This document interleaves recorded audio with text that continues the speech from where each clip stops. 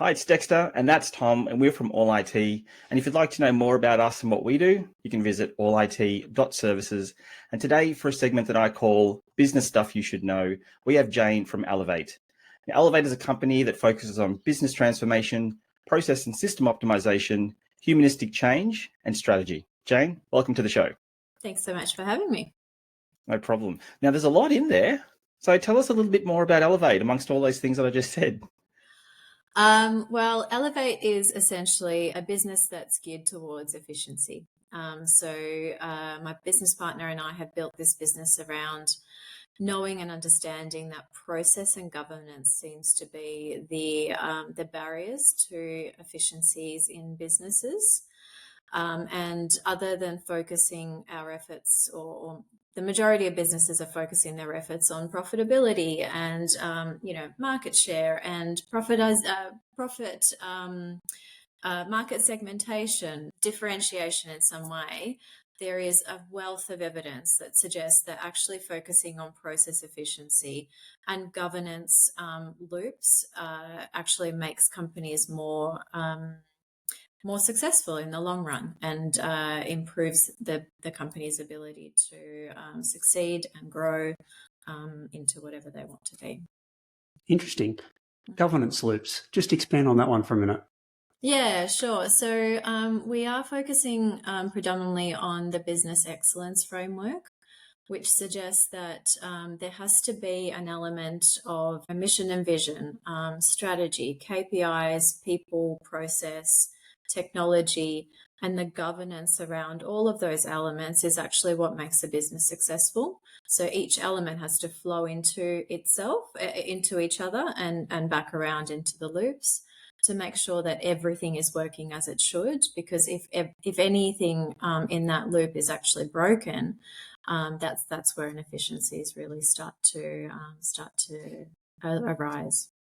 Yeah, right. Just going back to really like first principles, I've noticed over the, we've got an IT business, and I've founded and owned a couple of other businesses over the last 20 years, and I've noticed, particularly in this business and in a previous business, when you really try to scale and scale relatively quickly, not just that slow and easy growth, that unless, I mean, I've learnt the hard way, bearing in mind, but unless you've got process, yeah, wheels off the cart, like very, very quickly, you're uncovered. From a customer perspective, from an internal and cultural perspective. Just walk us through sort of the core tenements of how you help a business with process, and what are the core elements of what you do to help a business. Yeah, for sure. So process is actually my baby. It's kind of how I started in the career that I've built myself thus far. It has moved into digitization because that's the world that we live in. But essentially, from my perspective, I heavily focus on the 3 Ps, being people, process, and platforms. And I don't think that any of those things can happen without the process element. I think that's one of the biggest factors in, I suppose, where I am today, is that technology companies specifically, or consultants, I should say, don't focus on process. They focus on the change element, the change piece, the people piece, and everybody's talking about systems, AI systems everywhere. But everybody tends to, in my experience, of course, everybody tends to forget the process bit. I think that process should drive everything, and systems should support process, not the other way around. Because people generally go with, what I've noticed, and the natural inertia of a business owner is, okay, I've got a problem, I'll go out and find a system, and then I'll build the process. Not necessarily the right way around, I'm gathering.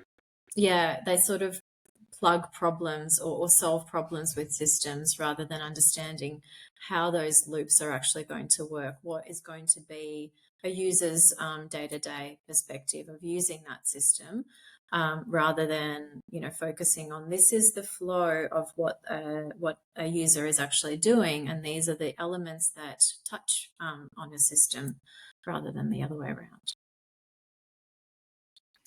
Thanks, Jane. As you can see, this is one of Tom's most favourite subjects. So he's going to ask a lot of the questions.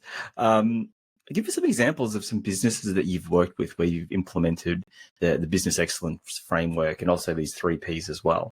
Well, essentially everywhere I've been, I use the same framework or the same sort of elements.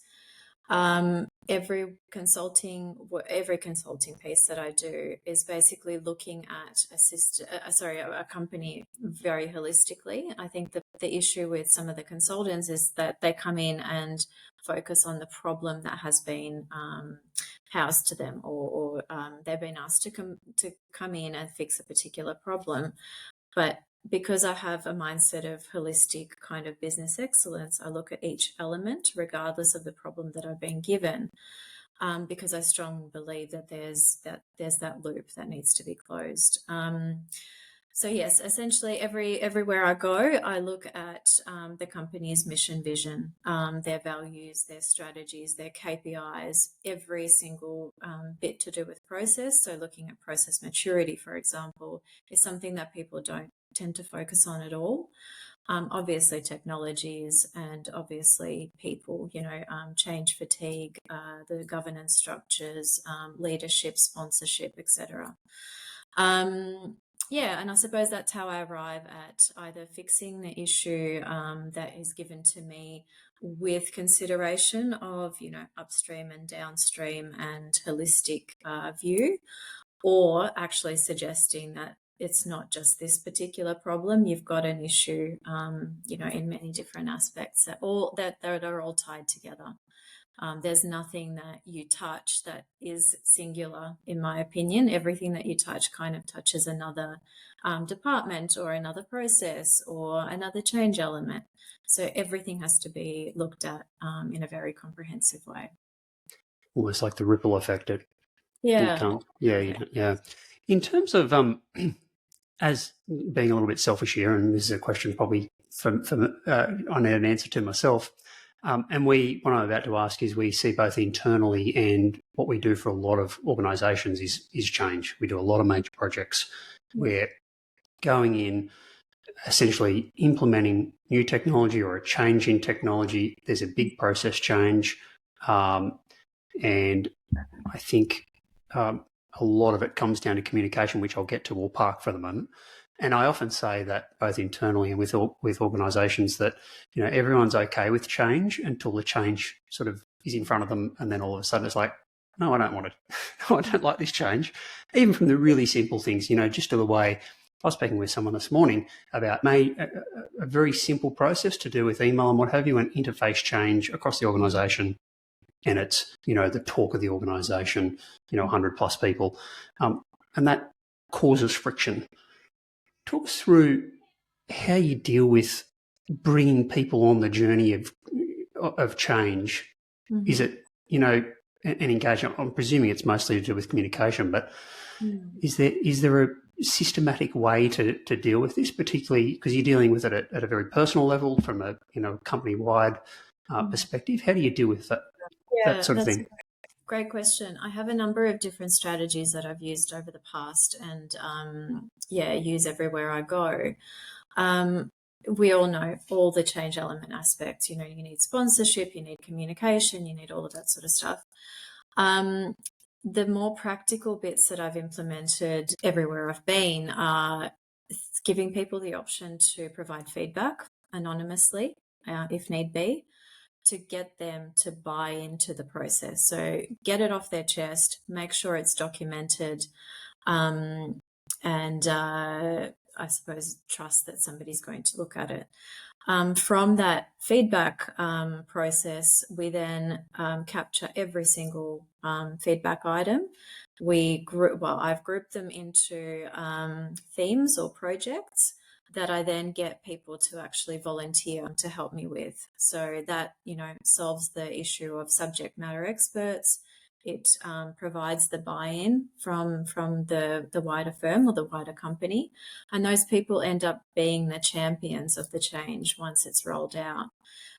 Because they know the process that we've been through. They will know kind of the decisions that have been made and why they were made that way. and they're the best people to communicate the change, to train up the users once go live starts. They're the best people to do the testing, user acceptance testing, for example. So I think it's all of those change elements plus the piece of like getting people to actually buy into it and be your champions in the long run. Okay.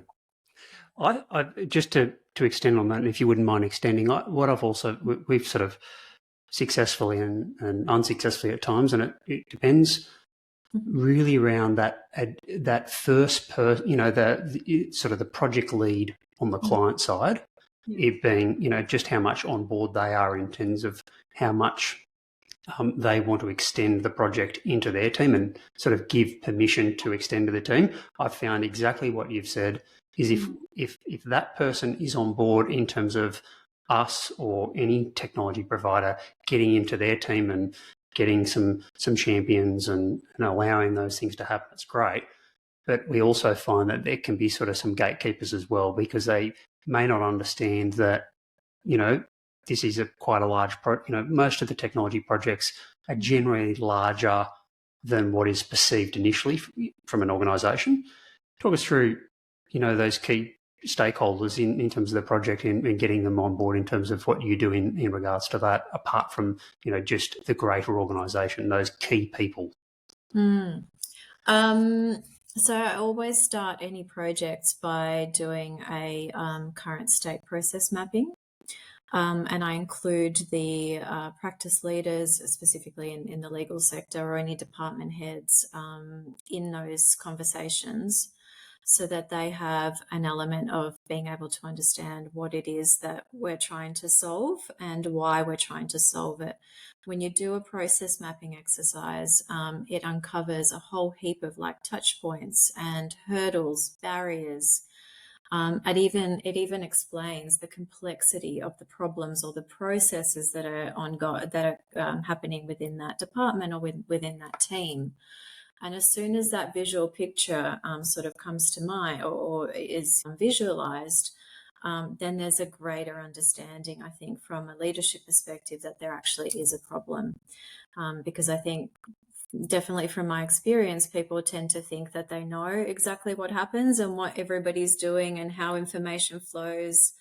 But once you actually once you document it and present it, it's so much different to what they expect it to be. I've never been in a process mapping exercise where they've been like, oh yeah, that makes sense. It's more of like a realization piece.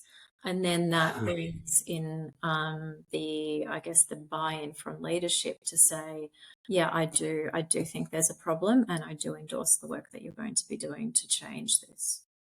And I suppose also, just thinking out off the top of my head, that process in itself, often where there's some barriers with other people that haven't been on the journey, particularly law firms, for example, where, a certain segment of the business has been tasked to implement some change or look at change or different systems, but you've got a whole broader set of partners, for example, that haven't been on that journey and sometimes, understandably haven't been on the journey, don't know the reasons and the why and all that sort of stuff, and can be like, okay, well, I don't have the information. So, there is barriers there. So I can very much see that helps. And I'm presuming it's even more important what you do for that type of business where there is, because, obviously law, it's a little bit of a different, or it's a big difference compared to an organisation where you've sometimes, got a board and a C-level leadership team. They're very stretched, very wide. Fair assumption? Yes, absolutely. So the biggest challenge, I think, for a consultant like myself in the legal sector is that there doesn't tend to be a single decision maker. Every practice leader is essentially running their own mini firm or mini company within the company. So you kind of have to get everybody on board with what you're doing. Otherwise, it is going to be segmented and you're not going to deliver a firm-wide efficiency or a firm-wide solution. And that would be really tricky if you're trying to, like I do, get the company towards process maturity and business excellence on the whole. You can't have a piece that's not sort of performing as the others are. Jane, you talk a lot about the legal industry. Is that your main focus in terms of clients, or do you work in other industries as well? That has been my bread and butter for the last 5 or 6 years. I came from the health sector, which is, funnily enough, very, very similar in that it's, pretty archaic, pretty slow to change, very difficult to sort of pause things because, clients are everything. You can't just stop what you're doing in order to implement something. There has to be continuity. But yeah, I moved from healthcare to legal, but that's not to say that Allivate is going to be focusing on the legal sector. We really think that process is process no matter where you are, and it doesn't matter the industry. Business excellence in itself can be applied to any industry, to any company. We are currently working through like maturity levels of a company. So whether it's startup or scale up or a mature company, they will need, slight tweaking in the way that they, not every startup will need a, 5-year strategic plan, for example.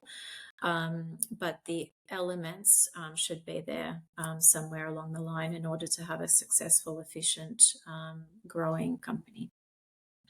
Interesting. Talk us through an example where process and change, particularly around, digital transformation, because that's, part of what we do. Yeah. Tell us a real, doozy of a story where it's gone absolute pear-shaped, and what are the things that could have, what were the warning signs? And obviously, I presume you've come into situations where you've come in to fix, probably maybe a little too late. But are there warning signs? Where do people go wrong? Is basically what I'm trying to ask. There's lots of calculation there, Tom. Can you see her thinking? She's being very, very careful about this answer. And she's, what can I say without letting on too much? Yeah, partly that, partly because I don't want to toot my own horn, but I haven't been in a failure as such. I've only come in, and unfortunately I won't be able to answer your question to the detail you want. I've only ever come in sort of when things are actually have already failed, or they're about to embark, on a specific major project. And I haven't been a part of the failures yet, but maybe what I can say is from my current experience, the current consulting piece that I'm doing, the failure has been that, as I mentioned at the beginning, unfortunately, tech companies or tech providers don't tend to focus on process, unfortunately. So what has happened is there has been, they've sort of thrown a system at a problem without understanding the integrations, without understanding the entire process. And so, recommendations have been made that are not ideal for the company. And so there are many, many system touch points now, as opposed to making a streamlined process, which has actually caused the company to become more inefficient than it was at the beginning. So that's one element of it. The second element is, again, just not focusing on the whole picture and just focusing on, we need a workflow solution. Here's a system that we know of, rather than doing a market scan of what's currently available, whether it's fit for purpose, doing all the requirements gathering ahead of time as well, rather than just getting vendors to lead the way and market their product to you without understanding your own requirements. It's actually really hard to, you end up just falling for a marketing spiel. And that's essentially what has happened where I'm at. So a combination of different failings, I guess, and the perfect storm to need me to come in and, or someone like me to come in and fix it all, unravel everything. And I can see the value, because to take it from our perspective, where we would love the opportunity. We want to do more of the process component and of all that pre-work. And like from experience for 20 years, 9 times out of 100, the client doesn't want to pay for all that component. It's like, you're a tech provider, you're the tech dudes. Can you just solve this problem, this one problem, or these problems? And, again, the ideology of entrepreneurs, and, I'm generalizing a lot here, but it's like, okay, well, I've got a problem. I need to fix it and move on to the next one. That's a battle for us. I could be selfish again. Any recommendations for us as an organisation to try and get having some frank conversations with clients to really focus in on the work that we would love to do and should be doing and is best for the client, and is ultimately, I actually think, a cost saving, because any project that we have done where the scoping and the process and all the things that you're detailing out ultimately ends up in much better outcomes for the client, much shorter time frames. I think I would have to think about this, but nearly 100% of the examples I'm just thinking off the top of my head, time frames of implementation and rollout are shortened, and the ongoing cost is greatly reduced. Any tips or tricks to try and get that happening? Yes, I would suggest that your sort of customer relations or customer liaison person is the key. I think it's all about, certainly from the companies that I've worked with, the strategic element of the advice is what needs to be improved, I think, from a tech company perspective. And that is to be working really closely with the client to be able to understand their holistic needs. So yeah, definitely just having that relationship and building that trust with the firm to sort of say, I suggest that we go a different way about it rather than just fixing that one problem.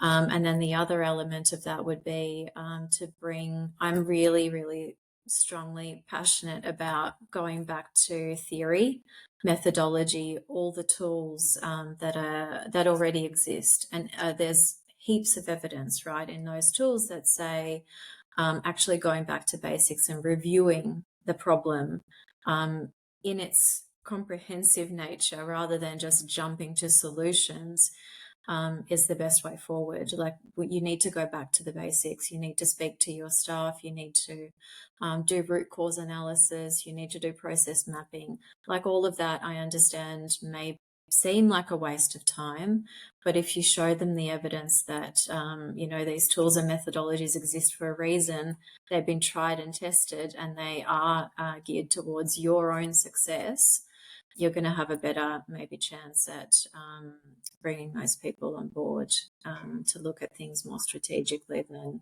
just throwing a solution at a problem. Talk to us about. No, it does, 100%. Yeah, no, I think that's great advice. And talk us about. I mean, obviously, there's so many similarities, as you mentioned, law and medical, in terms of their structures and office structures and all sorts of things. And we do a lot of work in both of those and a couple of other verticals as well. Talk us through, from both those industries have, I think, I'd hazard a guess, but I'm just thinking again off the top of my head, nearly of all industries I can think of, more platforms, more systems to do more things than just about anyone else I can think of, particularly the law industry. I'm thinking of clients that we have, and the system, the system load that lawyers deal with and administration within these organisations is unbelievable. We can list them off, but we would be here for quite some time, just in terms of the individual areas of law. Obviously, you have a lot of expertise in this area. How do you go about? Do you go into a business? Obviously, every business is generally grown with as technology's evolved, they've added and then they've added and then they've added. Do you go into a business and look at, strip away, not strip away, but do a full analysis of, okay, where is the lie of the land at the moment, and do that, and what's that process from there to working out what is actually needed and how is this best integrated from a process perspective, from a people perspective, etc. Yeah, I definitely agree with you. That is the complexity and the inefficiency is really about just adding, different layers, adding additional governance, adding additional systems, tools, etc. That has got us to, I guess, where most companies are, that they are actually laborious and burdensome and cumbersome and don't function in a streamlined way. I agree with you. So yes, that is one of the things that I look at to begin with, is doing that holistic review of what I do is just a process flow chart, but I identify every single system touch point to be able to understand that, if you're doing one part in Outlook and another part in another system, and then the next step is in another system, are there actually any tools out there that might be able to integrate those things, but also to reduce the process steps as well, automating as much of the processes as possible. I'm sure this is all stuff you already know. And yeah, going back to the market, I mean, our industries, the technology, like tech, is changing on a daily basis, and there's new market entrants all the time. So even though, something might have been implemented 5 years ago, that's not to say that at the moment, and if the company is, has the appetite to look elsewhere, there might be solutions out there that might be able to integrate all your systems into one, a couple of systems into one, but also in the process of that, actually automate some of those processes as well. Got a couple of hairy questions for you, Jane. Now, we've recently gone through a business transformation, quite recent actually, Okay. and I was wondering if there was any proof to the theory that having a third party implement and push that exact same change is more effective than trying to lead it in-house. Because I feel that, and I've been part of this in other businesses where change has happened internally through the heads of the founders and all of that sort of stuff. And change kind of works. It's probably a bit more resistant, but I've been part of companies where they've had third parties involved that are pushing the change, and that change seems to be a bit more streamlined. Even though the processes are the same, the founders of tend to wipe their hands off of it. Sorry, can I just clarify? Do you mean like consultants coming in and implementing? Yeah. So consultants coming in doing that, as well as, or versus trying to do it in-house. Right. Okay. So you don't mean like implementation partners of vendors, for example? No. So for example, Tom initiating a change and applying that to the business versus third party coming in and that third party doing the change instead of Tom being the head. If you're, say, the tech provider? Even an internal business change of roles, change of structure.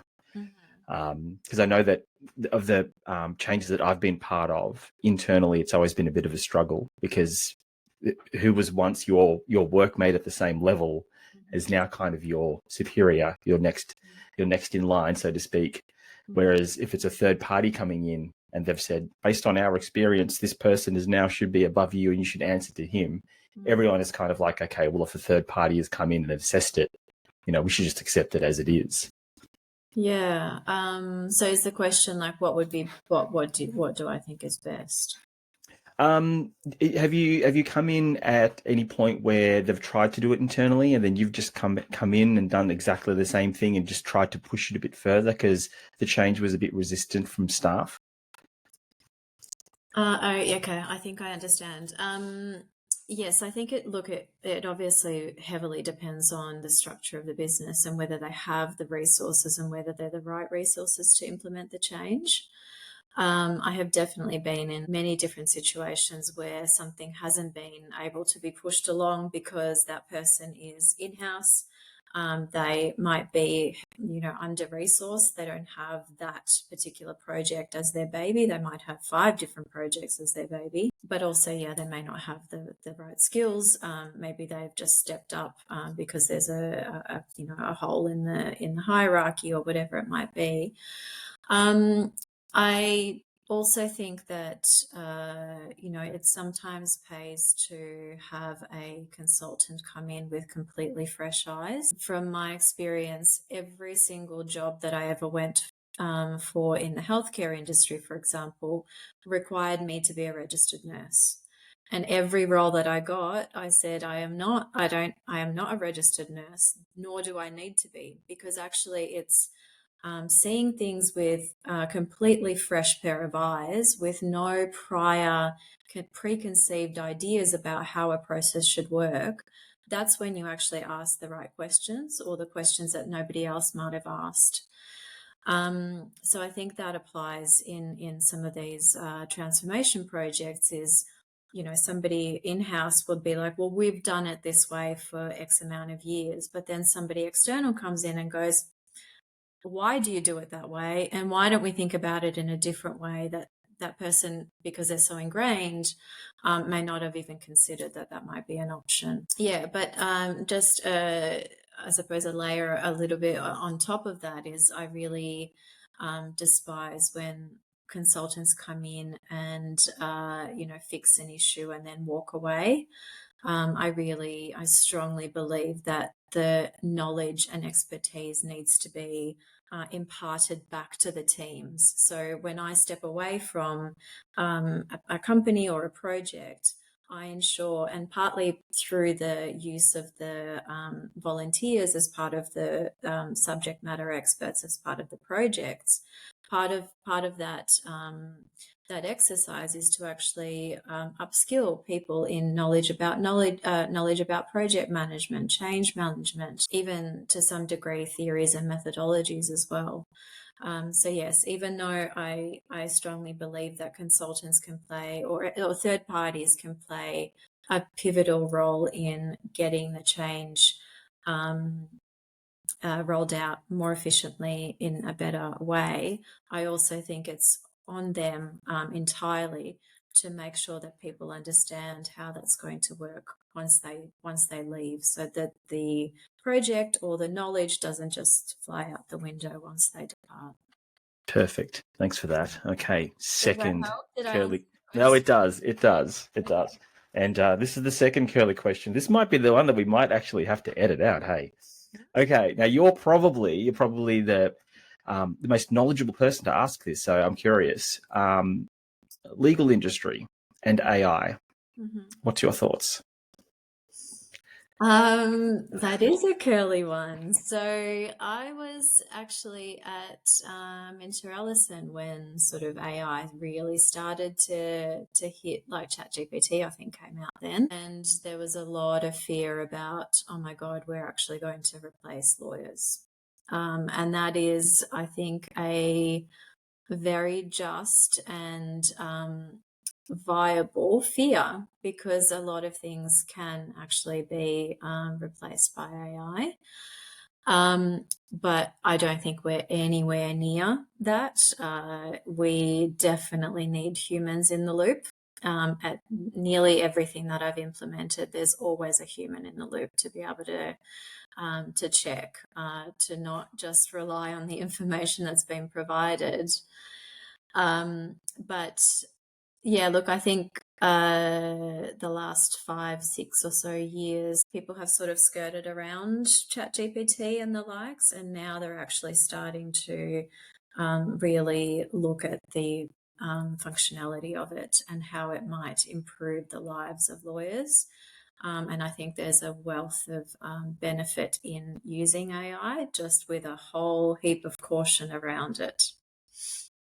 Are you seeing, what we're seeing, Jane, is, and I'd be interested to hear from your perspective, because we're very involved in this stuff, but we're still on the periphery because we're still implementing solutions that are passed on to us a lot of the time from other providers, and we're sort of meshing this for one of a very simple term, apart from, and of course from all the support levels and all that other stuff. But in terms of AI, what we're now just starting to see, and I think on the cusp of, is rather than very singular uses of AI, so ChatGPT here or what have you, we're starting to see an interconnection and a crossover between platforms, which I think is going to start to become quite interesting. So starting to mesh that process that from one platform and system to the other, how these interlink using AI to speed process up and what have you.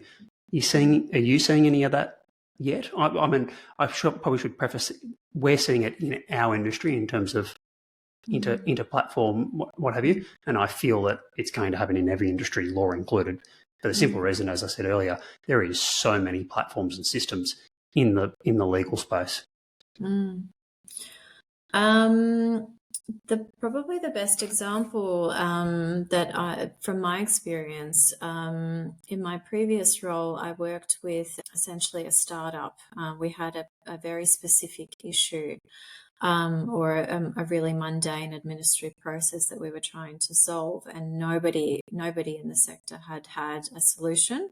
Some came close, and I'm going to be tested, I think, in the terminology of it all. But essentially, we needed a product that was going to be able to read a PDF client pack of documents. It ranged from like 100 pages to 10,000 pages, for example, of like a scanned client record. And we needed a platform that was going to be able to read all of the documents and identify the start and end of a particular document, be able to rename it, pick out the date that it might have been received or written or drafted, and be able to save it automatically. There's always a human in the loop, of course, but we worked for a year to be able to develop that product based on just reading, I guess, or putting in rules around a header and a footer, for example, or reading page numbers, for example. It was really complicated, but as soon as we sort of had a product, then they were like, oh my God, we could be using ChatGPT to do this maybe a lot quicker than that, or AI in some way, to actually be able to then not just pick out the ends and starts of documents, or to identify what that document actually is, whether it's an X-ray or a particular work cover form, for example, but then to actually summarize the case, like to summarize all the notes that might have been received as part of that 10,000 pages. So yeah, definitely. And I think every system that's currently being used in the legal sector has an element of being improved by AI in some way. I think that's just the next iteration. I think great for particular process improvements, for speed, for all of these things. But it's still people, and even if it can do what all the tech nerds are saying, all the human elements, people still want to deal with people, right?